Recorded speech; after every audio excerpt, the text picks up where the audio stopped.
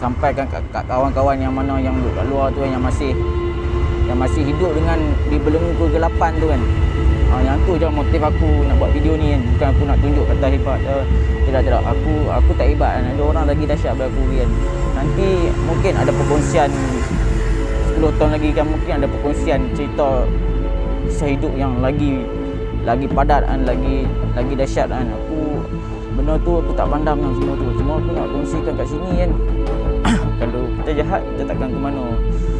Tak kejil, benar dua tu lah. Okey. Aku dah buat IC dah, aku duduk elok dah. Lepas aku lari ke Jumana kali kedua tu, aku dah settle. Lepas tu sampailah satu hari aku duduk kat luar ni, aku masih buat panggil yang ni lah. Aku baik kejap lah, 2 tahun 3 tahun. Lepas tu aku tekanan sikit, aku kira nak loncat kan. Aku kira nak buat masalah kan. Sampailah satu hari aku terlibat dalam satu pergaduhan, kes 3024, gaduh hingga datangkan kecederaan. Okey, sebelum tu pada keluarga yang aku dah inaya tu ada di Pendang. Perkotai kan. Di sini aku nak minta maaf lah, sebab kalau keluarga tu dapat video ni, tolong kontak aku kan kat WhatsApp kan. Dan aku nak minta maaf juga. Dulu aku tak pernah pun usaha untuk nak pergi minta maaf kat makcik tu, kat keluarga dia yang aku buat kecederaan, mak dia apa semua kan.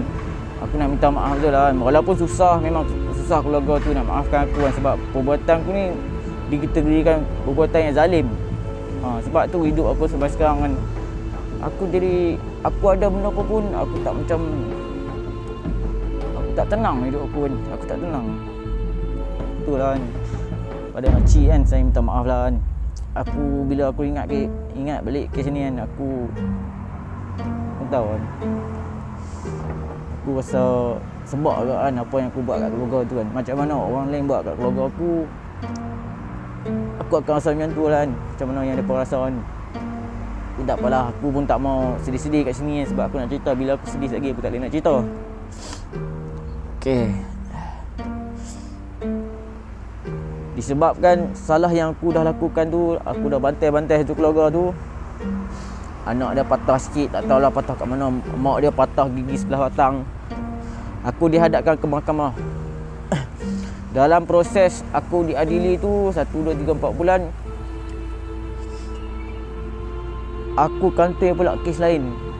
Kes kali ni lagi teruk kan aku kantoi kan. Aku bawa dadah lah mahkamah kan.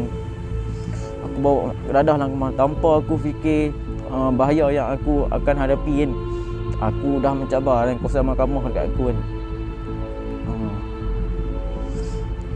Masa tu aku dah jangka. Masa tu aku dah stres gila-gila. Aku tak tahu apa aku nak buat kan.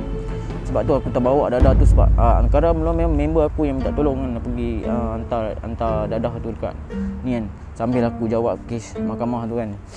Okey. Masa tu aku jadi tekanan lah. Aku jadi tekanan sebab tu aku buat di luar cakapan kan. Sebab asalnya bodoh tu datang dari aku sendiri juga. Bodoh tu datang daripada aku sendiri kan.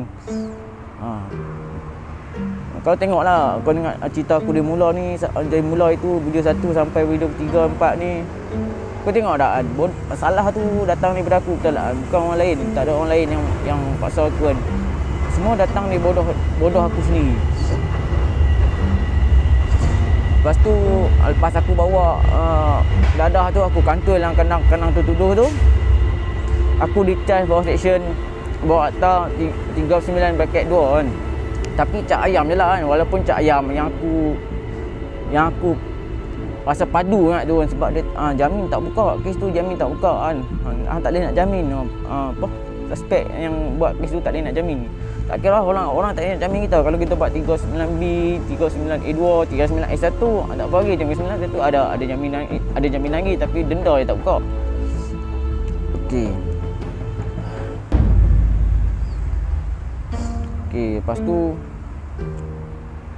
aku terpaksa lah belayak ke penjara Pokok Senar kan.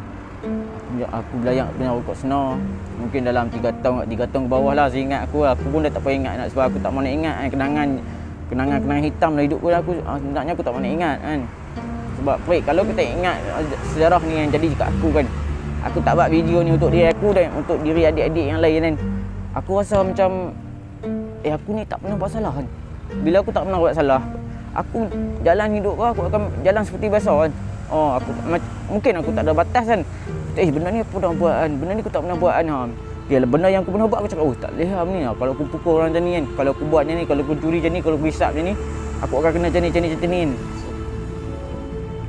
Banyak tahun jugalah kan masa aku dihabiskan kat Port Senar kan. 2 tahun lah, 2 tahun dah tetap lah.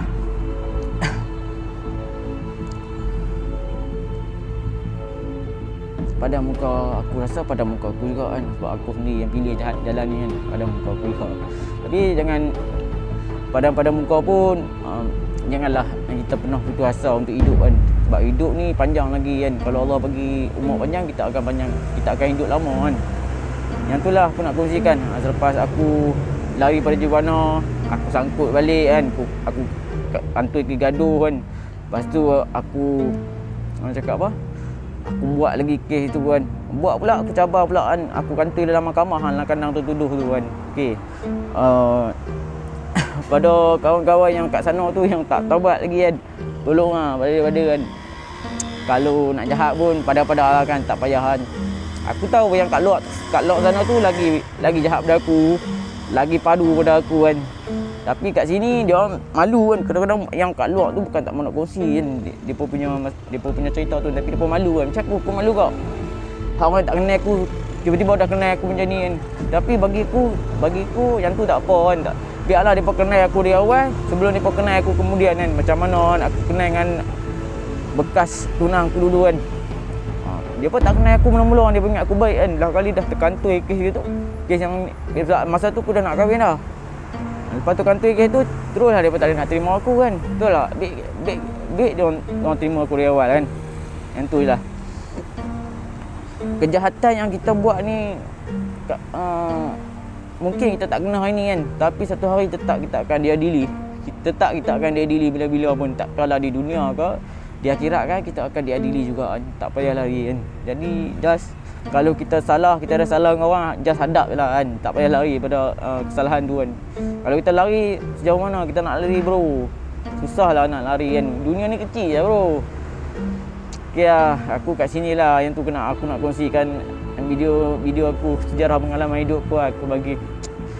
Malas lah, video aku yang pertama, yang kedua tu panjang-panjang lah. Lepas tu aku dah tak nak lah, sebab aku dah orang cakap apa, matlamat aku lah lepas ni aku nak buat apa tentang video ni kan. Jadi benda ni aku nak kena habiskan cerita aku kan. Siapa yang nak tahu yang lebih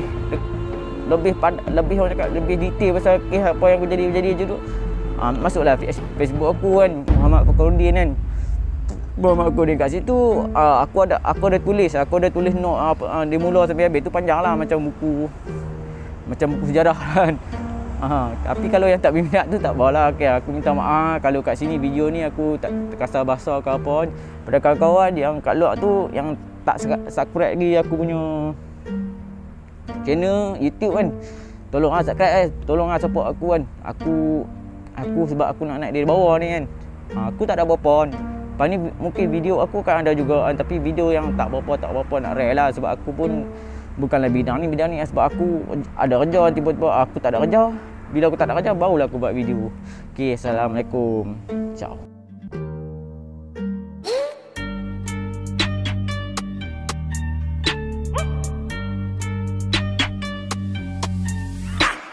Main buka baris-garis, saling tiada tak habis-habis. Main buka baris-garis, saling tiada tak habis-habis. Main buka baris-garis, saling tiada tak habis-habis. Main buka baris-garis, saling tiada tak habis-habis. Mari-mari pada pendamping yang belum terguris, sini-sini. Jalan cerita lama dah tertulis. Dari mana? Takkan jaminan kaburi lamaran. Nak ke mana? 3 jari kanan tanpa samaran. Mula gerak gempur, siapa berani tempur? 1 pecah 7, siapa berani simpul? Diulik naluri pendamping hayalan, laju terbang tinggi cecah kayangan.